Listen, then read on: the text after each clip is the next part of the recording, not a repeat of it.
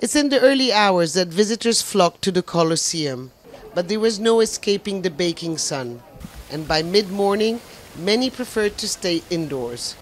And not many stopped to look at KRISTINA MILAKOVIC's artwork. She hasn't made any sales, an unusual situation during this high season. It's too hot. Usually we are 25 artists on the square, but since this unbearable heat has started, 90% of the visitors come late afternoon and into the evening. I decided to come today during the day, but it's a big sacrifice, and they're warning that in the coming days, it'll get worse. This is the second heat wave to hit southern Europe this summer, and it's hotter than the first.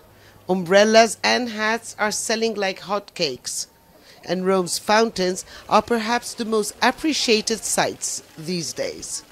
The Italian government has issued a red alert in 16 cities across the country, meaning that there are serious health risks, not only for the elderly and the most vulnerable, but for the entire population. It also warns that in the next 48 hours, the temperatures will continue to rise.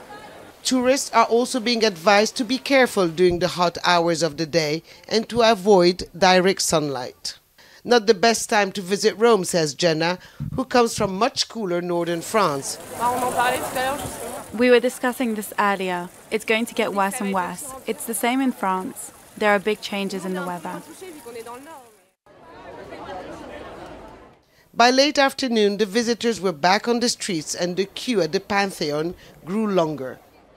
Diego told us he fears the coming days as the thermometer continues to rise. This year has seen the highest number of tourists since the pandemic. But another record is also about to be broken, with temperatures reaching nearly 50 degrees Celsius expected in parts of Italy during the coming days.